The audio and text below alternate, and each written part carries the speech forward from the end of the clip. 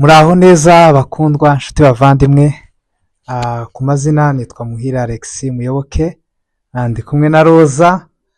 Ndibwira benshi mwarakurikiranye ikiganiro twagize part 1, ino ni part 2 tubazaniye dukomerezaho twari tugeze n'ubundi tuganira hejuru y'ivy'amatorero. Amatorero akomeje kuba menshi kandi tukabona impact, umusaruro ni mukeya. Rero kandi muraza kwandika ama comment ko mubyumva namwe, kandi nimwumva ko twokongera kumugarura muzatubwira. Rero tugira amahirwe umugisha wo kongera kumubona. Ni kenshi twabishakishe ntibyakunda, ariko no munsi byakunze tukamufatisha nyuma y'amateraniro twongeye kumugarura kandi kugira ngo akomeze ku biganiro, kuko ikimbera gikoze yakibayemo mbese igihe kirekire. Rero afite makuru menshi yo kutubwira, kuduhugurana.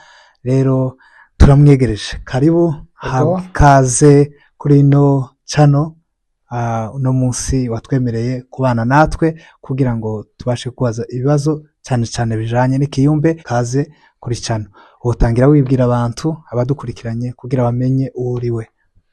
Sawa, murakoze kudutumira iki kiganiro. Ni byiza rwose. Hari igihe umuntu abitekereza imyanya ikabura, ariko kandi turabashimiye. Hanyuma ku mazina bantu batanzi, nitwa Mbogo y'Ishamba.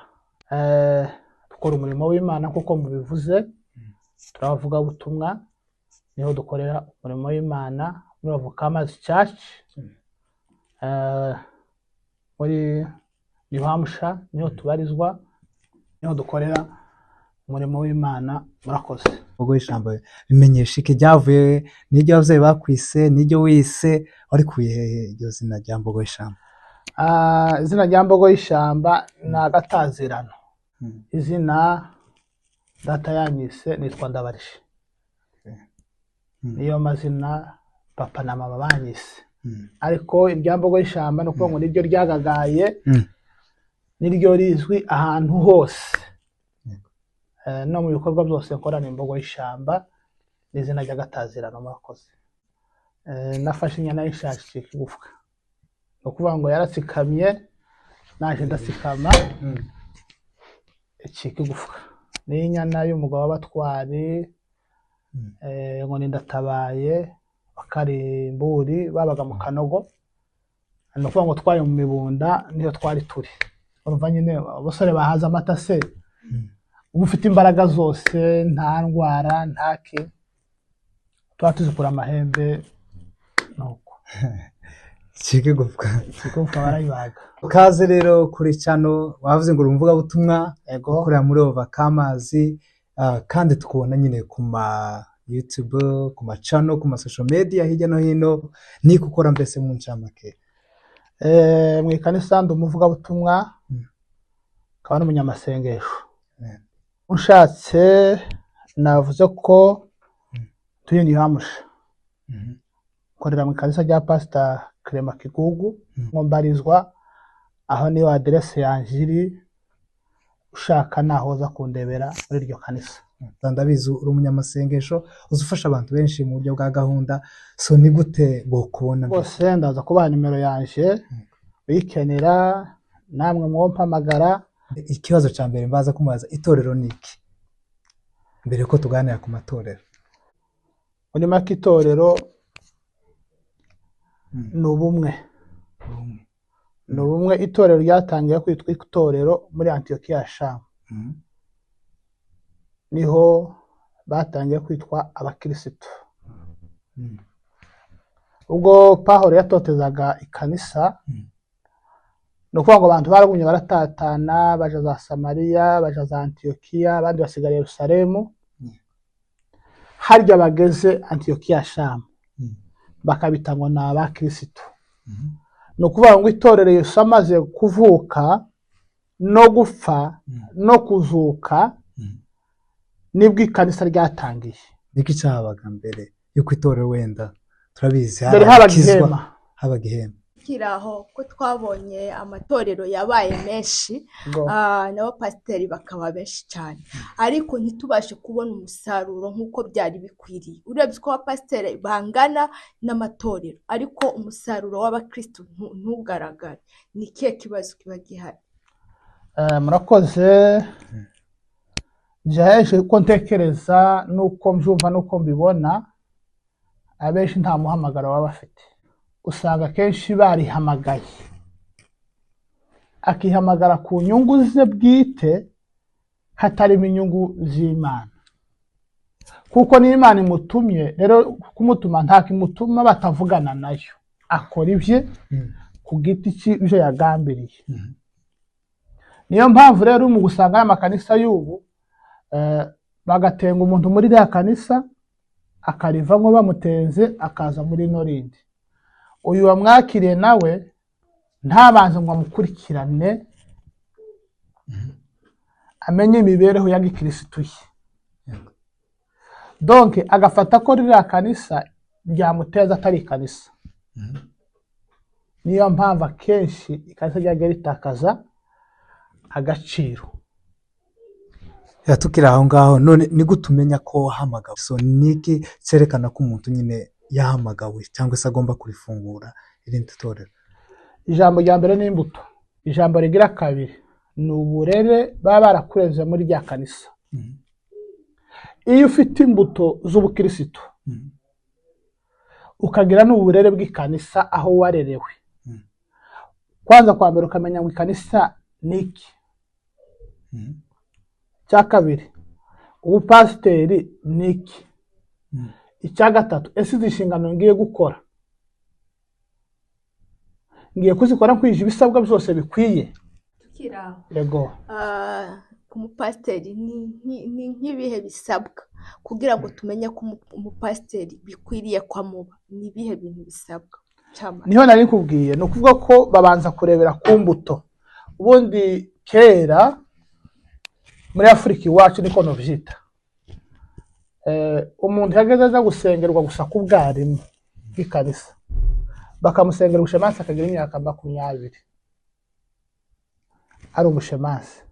Ya myaka 20 yashira kuvuga ngo azokugira mwarimu w'ikanisa, agazakagira indi myaka 10 zo zabayeho.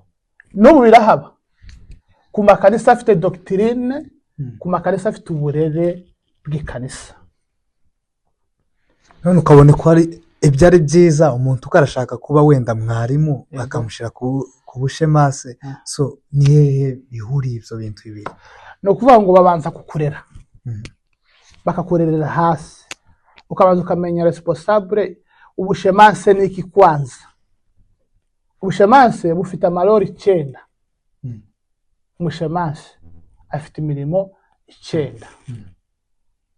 Sizo ko tuza kubona umwanya tuza kuvuga iyo mirimo yose 9. Uwo tugira mu ncamake wenda kayivuga nubwo tuyisobanura. Yava ku bushemase akabona kugera ku rwego rwo kuba mwarimu w'ikanisa. Ikanisa niryo ribanza kukurera rikamenya capacity ufite yo kubasha kuyobora ikanisa. Habe nabirevuga ngo umuntu ukicemera vuba ntakwiriye ko mumuheza inshingano vuba. Mbese gufungura irindi tora biva mu mushumba wakureze, ntibiva muri wewe? Mbese gufungura ikanisa biratandukanye. Ufite umuhamagaro wo gufungura ikanisa, urarifungura kandi ukaguma muri rya rindi. No kuvuga ko ifite umuhamagaro n'aba Paulo ariko babigenzaga. Paulo yagenda mu ivuga butumwa akavaza i Yerusalemu akamazamuka akagenda za Antiokia, Pisidia, za Shamu, za Simoni na za Pergamo, agasura kandi akagaruka kubashumba bakuru, akaza kubabwira amakuru, akababwira ngo nafunguye ikanisa nabonye abashirika banaba nga raporo kuri rya kanisa ryagutumye. Ukavuga ati nafunguye ikanisa nabonye abashirika 5-6. Ubu aho tugeze bageze kuba Kristo 15-20. Ariko kubera ko ndafite umwanya wo kuguma muri cya kibanza, ngiye ufite akazi ko kugenda navuga ubutumwa. ndasaba ikanisa mwe mumpaye umuntu uyobora ziriya ntama abarere, cyangwa kuko ufite responsibility zo gusengera umukozi muri barya, sengera nk'umushemasi, noneho akomeze abarere. Niko waba ugenda mu mihanda, niko waba uja mu tubari, niko waba uja mu mapirizo ubwiriza ubutumwa, ariko biratandukanye, biranyuranye n'ubu. Ubu nari mu gusengera umuntu ku bushemasi icyumweru kimwe, ikindi cyumweru akamaba pasiteri, agasimba ubwarimu akaba pasiteri, nyuma y'amezi 2 akababaye bishop. Uwo bishop ntaho abarizwa, ni ukuvuga ngo amazina gusa, ni ukuvuga ngo amazina afite amatitire agana nk'uko. None yazavuga izina ngo ni apotre, izina ryonyine rikaba ryotuma umuntu tuzureba ahungabana. N'ubu nyine hari ababishopu benshi cyangwa abapotre adashobora kuba mu ikanisa babaramye no guhimbaza mu ikanisa kubera izina afite. Izina akumva ko izina afite atagomba kwicara mu ikanisa ngo baramye bahimbaze yicayemo. Ugasanga arindiriye wa mwanya wo kuramya, abaririmbyi bakaramya, abanyamasengesho bagasenga, kandi koko niwe muntu wakagombye kuza mbere kuba icyitegererezo. Kuba apotre bishopo ni ukuvuga ko abari babisuzuguye se, oya, abari mu rwego rukomeye abona ko adashobora kuba mu ikanisa ngo baramye bahimbaze, ni ukuvuga ngo agahita yinjira agiye kubwiriza. Umwungeri, nyamwungeri. Ubundi umwungeri ni umuntu usuzuguritse. Abantu babaye nko mu biraro, usanga umwungeri aba munka buri gihe cyose, buri gihe cyose azi inka izitambuka akayitegereza akaba ngo iyi nka iracuruye. Umwungeri nyamwungeri nabe no kurisha ku inka, uzitegereza ukamenya inka izirisha neza, hakabamo zitarisha neza, ukaba ngo iyi nka hari uko yabaye, tiyo bimenya gatazibamo. None se uzombwira amakuru gute y'abakirisitu ngo ya apotre kurashika abakirisitu tusura umukirisitu, turebe umukirisitu ufite umwuka mwinshi, turebe umukirisitu ufite umwuka mukeya, turebe umuntu ufite sizo ko no byita ufite nk'ubuhanuzi mu ikanisa ariko akabutanga mu gihe kidakwiriye. Ni ukuvuga ngo akaza gushiduka bajya abana babiga gusenga bakiri bato. Icyo gusanga kenshi babasuzugura abapasiteri ku gatuti, kamwe na ngo pasiteri ngo mpeza ya mikrofone hano ari umwungeri ahagaze ku gatuti, ariko umwungeri ufite capable neza yo kuyobora intama azibamo, akegera abakirisitu akabaganira, nimba ari urubyiruko ruharusenga akabana narwo. Muri kujya gusenga rero akagenda abaheza inyigisho. Hari igihe cyo guhanura, hari igihe cyo gusenga. Iyo barimo basenga hakwiriye kuba ibi n'ibi, ariko umuntu wenyine azakura ni ukuvuga ngo akimenya. Ni ukuvuga ko umupasiteri umwungeri ni ikintu gikomeye cy'itegererezo gikomeye cyane. Umwungeri ashaka kumenya umukirisitu usenga n'udasenga, akamenya umukirisitu ufite impano yo kubwiriza n'utayifite, akamenya ufite impano yo kuririmba, akamenya ufite impano yo kwegera ikanisa. Ariko abo bose ntibabimenya. Nicyo gihe rero umuntu azaba mu ikanisa akabona umwungeri ntajyana n'ikanisa. Impano turasenga tukazibona, ariko ari ubona impano udafite ubwenge bwo kuyikoresha ugasanga ikoresheje amafuti, bityo bigatuma umurimo w'Imana ugawa. Nibo bagaza batwara isanduka y'isezerano, ni abatambyi bagaza baritwara. Bano bandi b'abayumba bashemasi nabiriye, ariko gahunda zose zijyanye n'ikanisa zose uko zakabaye zibarizwa ku mutwe w'umwungeri. Hari no mu gitabo cya Yakobo biravuga ngo nimba urwaye ngo tumire umwungeri aza gusengera, niko Bibiliya ivuga mu gitabo cya Yakobo. Ariko ubu nyine byaracuramye rero dusigaye dusengera bungere wenda nje ko mbona nuko ibo bibona ko basenga wenda babona iwe adasenga voilà wenda niko numva niko nyine babitekereza abakirisitu akavuga ngo ariko akaba n'abandi nyine bashobora kumusengera babona ko ari umuzayifu bakamukorera iyo gahunda ariko umwungeri ni ukwiriye kuba responsable z'iyo gahunda zose urashobora kwerekwa kubera kuko umushikiranye na pasiteri ukamubwira ngo pasiteri nabonye gahunda ni none tuyikore gute kuramva gute pasiteri kubera kuko ari umwungeri akaguheza orientation ku buryo bikoramo mu mahoro umutekano bifite isuku na ya mpano ufite ikagira agaciro ashobora no kumubwira ati pasiteri nabonye gahunda ni kubera ko pasiteri ari umuyumba ari umunyamasengesho akaba ari gukora ya gahunda wowe wayibonye tuyikore no kuvuga impano zikagenda zuzuzanya nimba werekwa pasiteri aterekwa ariko arakoriyante murazamurana niko bigenda bimera Yesu aravuga ngo nzaboherereza umwuka wera so noneho tubwira izo mpano noneho tubwire nuko zigomba gukora mu itorero impano zose zirakora mu ikanisa ariko bizigenda zigira gahunda zazo niyo mpamvu habaho ibitaramo by'abayumbi byo kwiherera hari gahunda mu ikanisa wa mupasiteri wa rya kanisa ategereza kuba ari umuyumbi ukamwega ukamubwira ati pasiteri nabonye gahunda ni tubigenze kubera ko ari umwungeri afite n'ubwo bushobozi ategereza gutumira umukristo akamusenga kuko nizo nshingano ziwe turi kumwe gahunda yo gushamburira mu materaniro akenshi biriya turabikora tugateza akavuyo mu ikanisa turi gukora afishe y'abantu bashamburiye mu ikanisa afishe kugira ngo imarekeze nibyo kandi ndimo kubwira bagakora afishe y'abantu bashamburiye mu ikanisa ngo rero n'abashamburiye donc ijambo ry'Imana barihaye agaciro gake umwanya wo gushamburira mu materaniro bahaye umwanya munini ariko mu materaniro ntitugomba no kuvuga n'ikintu na kimwe kijanye n'ipepo ry'abadayimoni hariya tuba dufite imbaraga 100%. 100%. Nunakibonye ni bukeya nta no kumenya amakuru ko byagenze nukugifata harimo umwe twabanaga i Burundi yari wa mbere gushamburira twese twabaga muri iyo team nukuvuga ngo nibi babonye pepo nta mpamvu yo guhagarika igisirimba nta mpamvu yo kubwira uhagarike ngo mpeza mikrofone harabesha zabaza kamabanza agataka igihe ku makutano yabe akagitaka akakivuga ngo nige kimuze ukuntu biri ati sibyo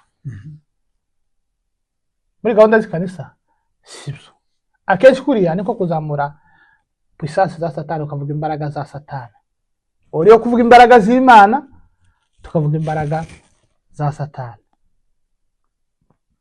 abenshi kubera no kutiyamina ko afite imbaraga z'abanyamasengesho z'umunyamwuka wera w'Imana ndabangwa ngo bw'ikarisa ngo barigatiye gute turi mu mbaraga twa dusenga ese bwo kugatira gute hari igihe nyine ushobora kuba uri mu mbaraga z'Imana ariko ukumva nk'umutima urakubwira ngo ufate uriya muntu umuhagarike mbese umukure mu ntebe umushire nk'ahari imbere ngo bamusengere nenda hakagira ikintu Imana ikubwira ngo umubwire wakibumubwiriraho iwe muri we agasigara akubwira ngo kubera iki wakoze biriya bintu utanyegereye ngo ntware hanze ngo ubimbwire kandi Imana igitanze kuriya nyine kajya kanya wabikora hirya yerekwa riba mu bice bitatu hari igihe Imana izi kwereka ikakubwira ngo genda kwa Alex umubwire amakuru naya hakaba na gahunda kwerekwa gahunda nimba Alex agwaye ukerekwa muri wa mwanya mu materaniro n'amahoro muri cya gisirimba muhaya musirimba urasenga ukavuga ati Alex atambuke tumusengere ariko nabwo wa mupasiteri ari umuyumbe mugenzi wawe mufatikanyije uramubwira bati pasiteri mbonye gahunda ya Alex ahita kubwira nta ngorane iwe wenyine akamuhamagara atambukana mugahita mukora ya gahunda mukamusengera muri wa mwanya. Hakaba no kwerekwa ibihe bizaza, niko guhishurirwa, niko makanovyita. Imana ikabura ngo muri iki gihe kimeze uku nuku, kandi ari bimwe utagomba kuvugira ku tuti, wavuga bikagukururira, wabivuga ugasanga bikuzaniye ikibazo. Erega nubwo dusenga, ariko dusenga dufite ubwenge. Ubanza kureba bajya abantu, ukareba n'umwanya bije, ukareba umwanya ugomba kubivugamo. Hari gahunda example z'ikorari, musenga ari korari yije wenda nkihuduma, hari perezida wa korari, mukamwegera mukambwira ati Imana yavuze ukuntu, nimba ari n'uwihana muri ya korari yakoze icyaha, mukambwira ati Imana yatubwiye apana muri maso y'abantu, mukegera nyiri gukora icyaha. Imana yatubwiye amakuru naya, none ga wihane iwe wenyine. Hakaba n'ijwi rivuga ngo korari izogenda isenge yose, ni ibya korari. Andegere bijanye n'ikanisa, hari umwungeri w'ikanisa nakubwiye kuva mbere, hari umwungeri w'ikanisa utegeza kumubwira iby'ikanisa.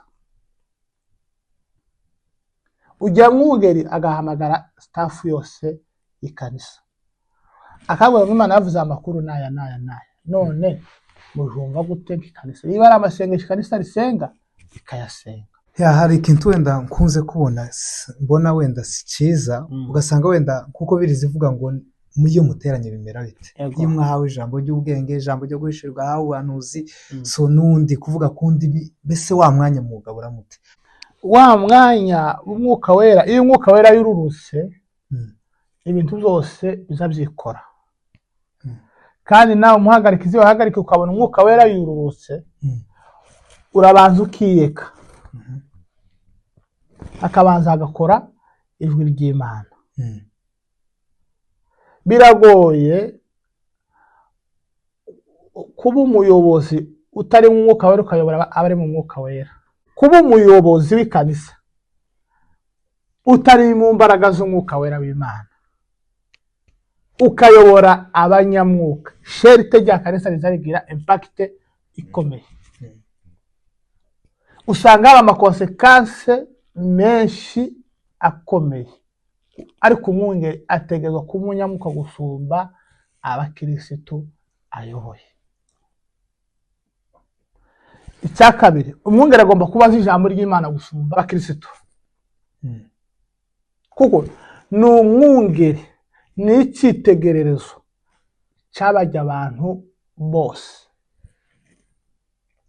Umwungeri niwe ugomba kugira amasengesho. Ubundi umwungeri ashobora gukora na seminari ntabe na 3, byibuze zabaye nkeya mu mwaka, nka 4 cyangwa 5 seminari y'abapasiteri, y'abarimu b'ikanisa, y'abashemase, y'abanyamasengesho, y'abakorari, y'abapapa, y'abamama, y'abasore, y'abakobwa.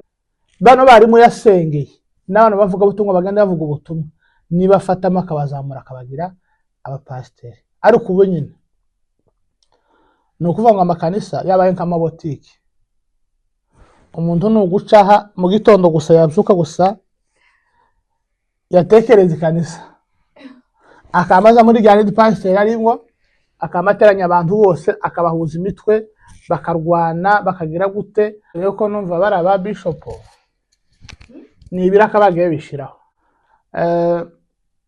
Iri iwacu tuzi abapasiteri benshi,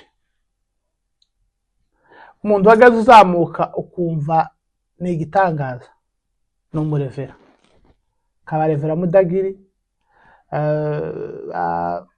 bakajabika, ni ukuvuga ngo pasiteri kajabika ni ugutaha mu karere kagasa n'akatashe nko na perezida, kandi ni pasiteri.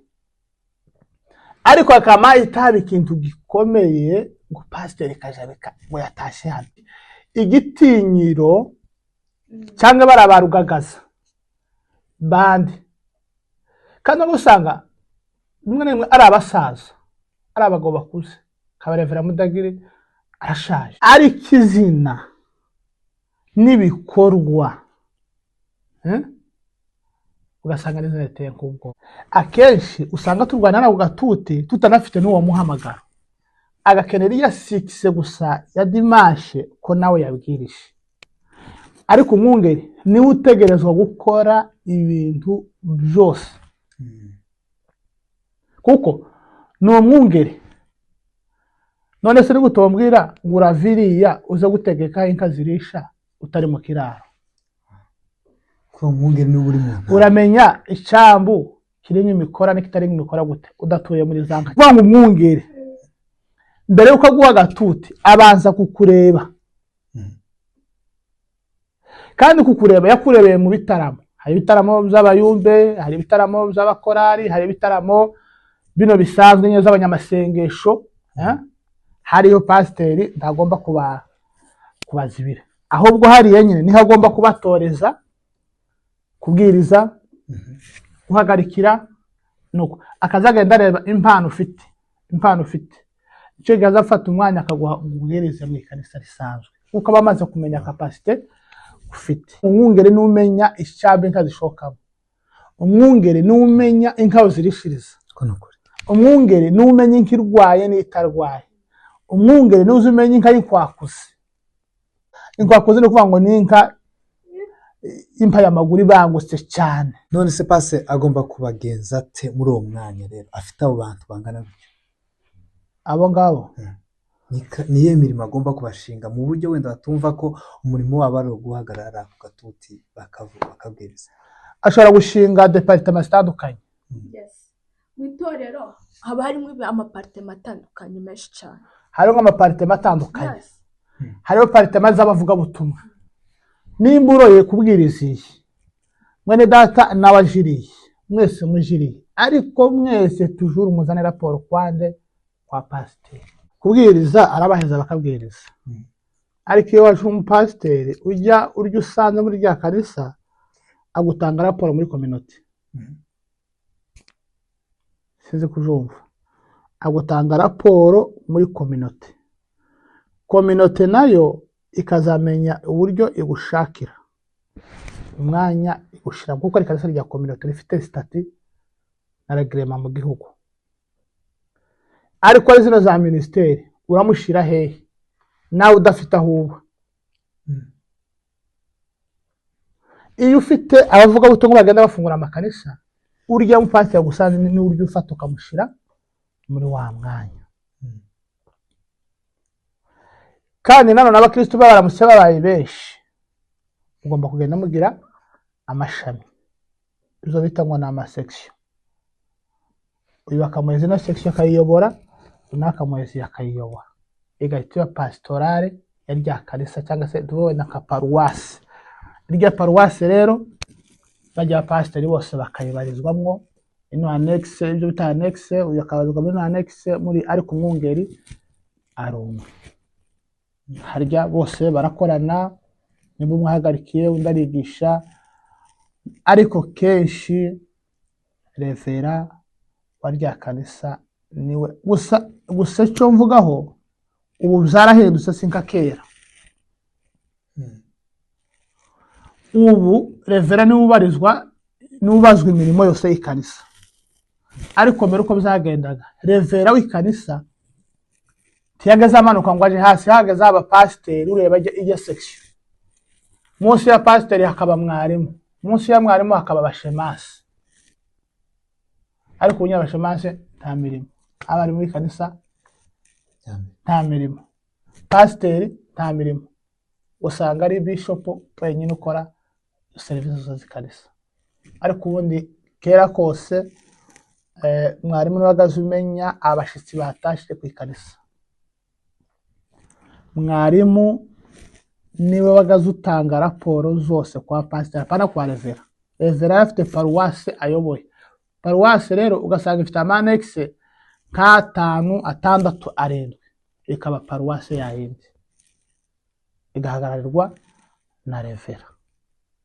Ariko revera yavuyeho, pasiteri yavuyeho, ubu ba Potere ndango bavuye ubu bageze kuri ba Bishop na ba Musenyeri, abandi bageze ku abaprofete. murakoze cyane rero turi kugana ku musozi, sinzi nimba hari icyo Rose afite nawe kubaza, wenda nimara wenda tusoreza aho ngaho tuzongera dushaka umwanya, dushakira umwanya kandi dusezeranye ko azongera kugaruka. Rwose mugire amatsiko ibizakurikira, tuzatanga ubuhamya n'ibindi bizagenda biza uko Imana igenda ikorera muri twe, kugenda iduha ubuntu. Turabizi haracyari byinshi cyane by'Imana ntibirangira, birizivuga ngo bigize kwandikwa isi nta mwanya ntaho innocent yo byakira. So ni byinshi kandi Yesu yaravuze ngo muzakora ibiruta ibyo nakoze. So ni byinshi rero tuzobazanira. Turashimira umutumirwa wacu uno munsi ku biganiro byiza, ndibwira rwose tubikurikiye ari abapasiteri ari abarevera ari bande, ibi bizodufasha kandi tugomba kuba dukora ibiganiro kugira ngo bigende bitwubaka, tumenye aho tugeze naho ibintu byahereye nuko byakagombye kuba bimeze, tukagendera kuri rwa rutonde ubwo Umwami Yesu yadusigiye. Rero murakoze cyane, Imana ibamugisha, mwakoze kudukurikirana. Reka twumve mwene data niba ufite ijambo iryo ari ryo ryose wenda wobwira abadukurikiye. Sawa, turashimye kuri kiganiro. Ni byiza ko tuzakomeza tubaheza inyigisho, n'abandi wenda baba badukeneye boduhamagara tugakorana ikiganiro, tukomeza kwereka abantu imiyoborere y'ikanisa uko bitegerezwa kugenda, cyane cyane abayumbe bagenzi baje b'abayumbe. Tugomba kugira ishusho y'ikanisa twebwe. Bibiliya zivuga ngo umunsi wa Pentekoste usohoye bose bari hamwe mu mwanya umwe, bagize gute? Bahujije. Niduhuza tukaba mu mwanya umwe, ndabizi neza ko tuzagira igikorwa cy'umusaruro w'ivugabutumwa twadukora muri kino gihe. Hasigaye murakoze, kuri subscribe, umusharinge kugira ngo ibiganiro tuba dukora byose biza bibageraho.